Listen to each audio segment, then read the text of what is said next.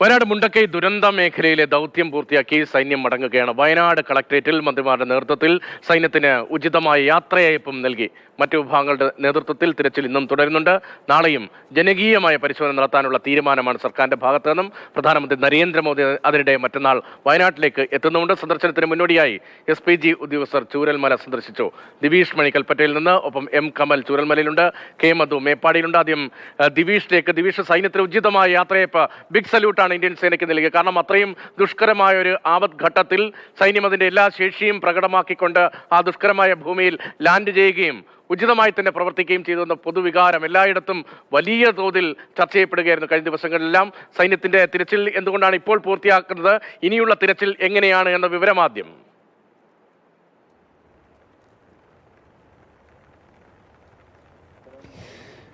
രതീഷ്, ഈ ദുരന്ത ഭൂമിയിലേക്ക് എത്തിയിട്ട് ദിവസങ്ങളായി. മരവിച്ചുപോയ മനസ്സിൽ ആദ്യമായി ഒരു സന്തോഷത്തിൻ്റെ അണക്കെട്ട് പൊട്ടുന്നത് പോലെ തോന്നിയ നിമിഷമായിരുന്നു ഇന്ന് അല്പം മുൻപ് നമ്മൾ കൽപ്പറ്റയിലെ കളക്ടറേറ്റിൽ കണ്ടത്. കാരണം സൈന്യത്തോട് നമ്മുടെ നാട്, മന്ത്രി മുഹമ്മദ് റിയാസ്, കളക്ടർ മേഘശ്രീ അടക്കമുള്ള ആളുകൾ, AK ശശീന്ദ്രൻ തുടങ്ങിയവരെല്ലാവരും ഉണ്ടായിരുന്നു. ഒപ്പം സൈന്യത്തിൻ്റെ പ്രതിനിധികളും.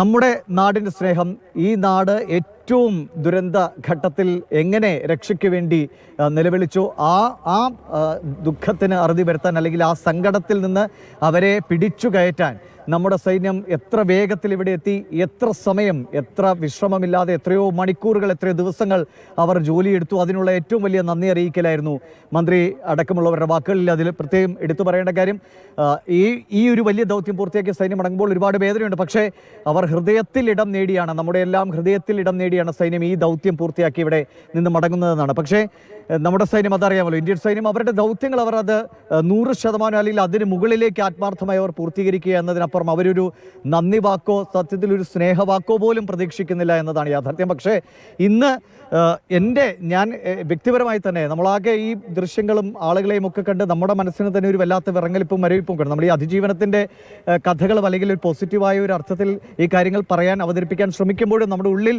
മരവിപ്പ് അവശേഷിക്കുന്നുണ്ടായിരുന്നു. പക്ഷേ ഇന്ന് നമ്മുടെ സൈനികരെ കണ്ടപ്പോൾ അവരെ ഒന്ന് കെട്ടിപ്പിടിക്കണമെന്ന് തോന്നിപ്പോയി. ഞാനത് അവരോട് ചോദിക്കുക പോലും ചെയ്തു. പ്രത്യേകിച്ചും ലഫ്റ്റനന്റ് കേണൽ ഋഷി രാജലക്ഷ്മി, അദ്ദേഹത്തെ ഇതിനോടകം തന്നെ പ്രേക്ഷകർ സ്വീകരിച്ചതാണ്. കഴിഞ്ഞ ദിവസം ബിജു പങ്കജ് അദ്ദേഹവുമായി സംസാരിച്ചത്. അദ്ദേഹം എങ്ങനെയാണ് the fearless man in India, the most fearless man in India എന്ന് ബിപിൻ റാവത്ത് പറഞ്ഞ ഋഷി അദ്ദേഹം അവിടെ ഉണ്ടായിരുന്നു. ഒപ്പം തന്നെ ലഫ്റ്റനന്റ് കേണൽ വിനായക് റാണ, ഒപ്പം മേജർ അനീഷ് മോഹൻ, അങ്ങനെ ഒരു നീണ്ട നിരയുണ്ട്. നമുക്ക് ആരോട് നന്ദി പറയണമെന്ന് പോലും നമ്മൾ സത്യത്തിൽ ആശയക്കുഴപ്പത്തിൽ. കാരണം എല്ലാവരും വളരെ വൈകാരികമായാണ് സംസാരിച്ചത്. ഈ ഋഷി രാജലക്ഷ്മിയെ ഞാൻ ആലിംഗനം ചെയ്തോട്ടെ എന്ന് ദിവിഷ് ചോദിച്ചു എന്നാണ് ദിവിഷ് എന്നോട് പറഞ്ഞത്.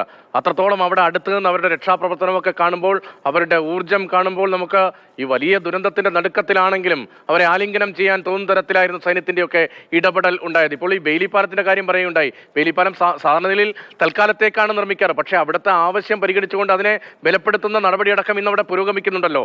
ഈ സൈന്യത്തിന്റെ ഈ ബെയിലിപ്പാലം അത് നിർമ്മിച്ചതും അതിന്റെ ബലപ്പെടുത്തലും അടക്കം ഇപ്പോൾ എന്തൊക്കെ നടപടികൾ ഇന്ന് അവസാനമായി അവിടെ നടക്കുന്നുണ്ട്. ഈ ഉദ്യോഗസ്ഥരുമായി സംസാരിക്കുമ്പോൾ അവർ ഈ ദൗത്യത്തെക്കുറിച്ച്, ഇത്തരം പല ദൗത്യങ്ങളിലും അവർ പങ്കാളികളായെങ്കിലും ഇവിടെയുണ്ടായി വലിയ പ്രതിസന്ധി എങ്ങനെ അവർ നേരിട്ടുവെന്നാണ് വിശദീകരിക്കാൻ ശ്രമിക്കുന്നത്.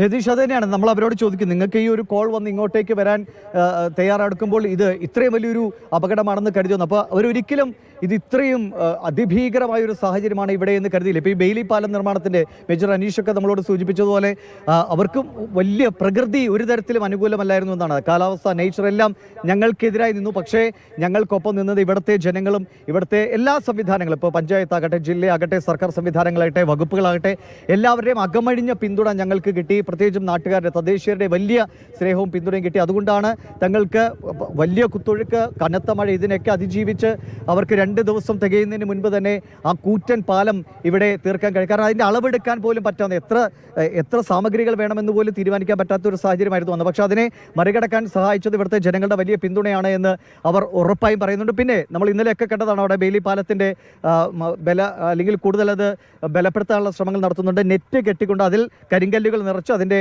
ഈ തൂണിന് ചുറ്റും നിറച്ച് ഒഴുക്ക് വന്നാൽ, എന്തൊഴുക്ക് വന്നാലും ശക്തമായി ചേർക്കാനുള്ള സംവിധാനം അവിടെ ഒരുക്കുന്നുണ്ട്. പിന്നെ കൂടപ്പിറപ്പുകളെ പോലെ കഴിഞ്ഞിരുന്ന 2 നാടുകൾ കൂടപ്പിറപ്പുകളാണ്. ഈ മുണ്ടക്കൈയും ആ പുഴയ്ക്ക് അപ്പുറവും ഇപ്പുറവും ആണെങ്കിൽ അവരൊരു ഇരട്ട സഹോദരങ്ങളെ പോലെ കഴിഞ്ഞിരുന്നതാണ് മുണ്ടക്കൈക്കാരും ചൂരൽമലക്കാരും. അപ്പോൾ ആ ആ ആ കൂടപ്പിറപ്പുകളാണ് പിരിഞ്ഞു പോയത്, ആ പാലം തകർന്നുകൊണ്ട്. പക്ഷേ അവരെ അതിലുമേറെ കരുത്തിൽ നമ്മുടെ ആ ഇരുമ്പ് പാലത്തിലൂടെ ബന്ധിപ്പിച്ചുകൊണ്ട്, അല്ലെങ്കിൽ ആ സ്നേഹ ബന്ധങ്ങൾക്ക് കൂടുതൽ ഈടും പാവും പകർന്നുകൊണ്ടാണ് നമ്മുടെ സൈന്യം ഇവിടെ നിന്ന് മടങ്ങുന്നതെന്നാണ് അവർ പറയുന്നത്. ഞങ്ങൾ ഈ നാട്ടിലെ ജനങ്ങളുടെ ആത്മവിശ്വാസത്തിൽ ഞങ്ങൾക്കൊരു സംശയമില്ല. അവർ ശക്തമായി തിരിച്ചു വരും. ഞങ്ങളുടെ പ്രാർത്ഥന അവർക്കൊപ്പമുണ്ട്. ഏത് നിമിഷവും ഏത് സാഹചര്യത്തിലും അവർക്കുള്ള പിന്തുണയുമായി ഇന്ത്യൻ സൈന്യമുണ്ട്. ഇത് ഞങ്ങളുടെ ഒരു ദൗത്യമാണ് എന്ന് പറഞ്ഞുകൊണ്ടാണ് പൂർത്തിയാകുന്നത്. ഒപ്പം ഇനി തിരച്ചിലേക്ക് വന്നാൽ ഇന്നും തിരച്ചിൽ നടന്നു. നാളത്തെ ഒരു ദിവസം വളരെ പ്രധാനപ്പെട്ടതാണ്. മന്ത്രിമാരടക്കം സൂചിപ്പിച്ച പോലെ ഇന്ന് രാവിലെയും നമ്മളോട് പറഞ്ഞു, ജനകീയ തിരച്ചിലാണ്. അത് എടുത്തു പറയേണ്ട ഒരു കാര്യമാണ്. കാരണം ഈ ഉറ്റവരുടെ ഒരു നഷ്ടപ്പെട്ടവർ കുറച്ചുപേരൊക്കെയാണ് അവരുടെ വീട് ഉണ്ടായിരുന്ന സ്ഥലങ്ങളിലേക്കൊക്കെ മടങ്ങുന്നത്. അപ്പോൾ വരാൻ കഴിയുന്നവരെ, ഞങ്ങളുടെ പ്രിയപ്പെട്ടവർ ഇവിടെ ഉണ്ടായിരുന്നു എന്ന സംശയം പറയാൻ അങ്ങോട്ടേക്ക് എത്താൻ കഴിയുന്നവരെ അവിടെ കൊണ്ടുവന്ന് അവർക്ക് സംശയം പ്രകടിപ്പിക്കുന്ന ഇടങ്ങളിൽ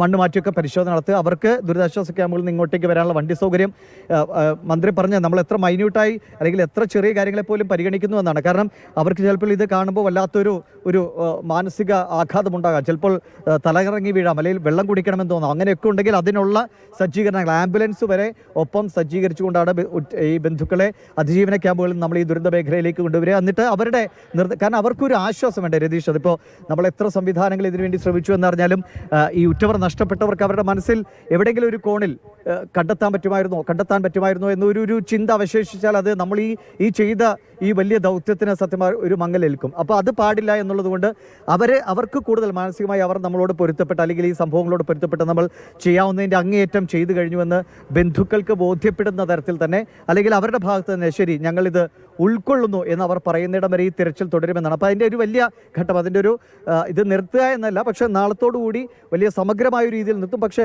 ഇപ്പോൾ സൈന്യത്തിനെ മുഴുവൻ വിഭാഗങ്ങൾ ഇവിടെ നിന്ന് ഒഴിയുന്നില്ല. അത് അവർ കൃത്യമായി നമ്മളുടെ പേരുവിവരങ്ങൾ കണക്കാക്കും.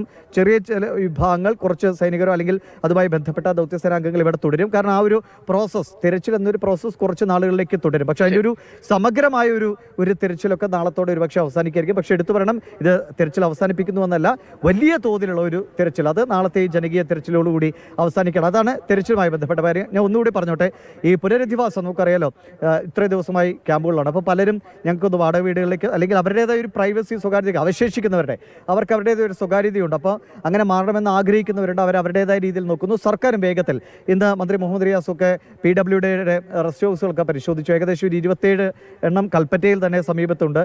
ജില്ലയിൽ ആകെ ഒരു 70ഓളം കെട്ടിടങ്ങളെങ്കിലും അങ്ങനെ ഉണ്ട് എന്നാണ് പ്രതീക്ഷിക്കുന്നത്. കൂടുതൽ പരിശോധിച്ചുകൊണ്ടിരിക്കുകയാണ്. അപ്പോൾ അവിടെയൊക്കെ പരിശോധിച്ച് അവിടെ സുഖകരമായ അവസ്ഥയാണ് എന്ന് മനസ്സിലാക്കി അവരെ അതിവേഗം അങ്ങോട്ടേക്ക് മാറ്റാൻ ഉള്ള നടപടികൾ കൂടി പൂർത്തിയാക്കും. അതിനധികം കാലതാമസം ഉണ്ടായില്ല എന്ന് തന്നെയാണ് പ്രതീക്ഷിക്കുന്നത്. അതായത് നമ്മളൊരു ദുരന്തത്തിൻ്റെ വലിയ ആഘാതത്തെ പിന്നിട്ടു, അവരുടെ ഇമോഷൻസിനെ, അവരുടെ സങ്കടങ്ങളെ നമ്മൾ കഴിഞ്ഞ ദിവസങ്ങളിൽ കണ്ടു. ഇന്നലെ ഞാൻ ഇവരുമായി നമ്മൾ ഇന്ന് കൊടുത്തത് ഫുട്ബോൾ കളിക്കുന്ന ഈ ദുരന്തബാധിതരാണ്. രതീഷ് കണ്ടു ഞാൻ കരുതുന്നു. അവർ ഫുട്ബോൾ കളിക്കാൻ തയ്യാറുന്നു. ഈ കളി ഞങ്ങളുടെ വേദനകളെ മറക്കാൻ ഞങ്ങളെ സഹായിക്കുന്നു എന്നവർ പറയുന്നു. തമാശയ്ക്ക് അവർ പറയുന്നു, ഞങ്ങൾക്ക് വലിയൊരു ഗ്രൗണ്ട് ഉണ്ടായിരുന്നില്ല, പക്ഷേ ഇപ്പോൾ ചൂരൽമലയിൽ വലിയ ഗ്രൗണ്ട് ഞങ്ങൾക്കുണ്ട്, 2 പോസ്റ്റിൻ്റെ കുറവുള്ളൂ എന്ന് ചിരിച്ചുകൊണ്ട് പറയുന്ന, അല്ലെങ്കിൽ ആ സങ്കടങ്ങളെ ഉള്ളിൽ ഒതുക്കി അങ്ങനെ പറയാനുള്ള കരുത്തുള്ളവരായി അവർ മാറുകയാണ്. അപ്പോൾ അവരെ എത്രയും വേഗം ജീവിതത്തിലേക്ക് തിരിച്ചു കൊണ്ടുവരാനുള്ള ഒരു ശ്രമങ്ങൾ എല്ലാ ഭാഗത്തു നിന്നും ഉണ്ടാകുന്നുണ്ടെന്ന് എടുത്തു പറയേണ്ട കാര്യമാണ്. ഈ വാടക വീടുകളൊക്കെ കിട്ടുന്ന മുറയ്ക്ക് അവർ അതാത് ഇടങ്ങളിലേക്ക് മാറും.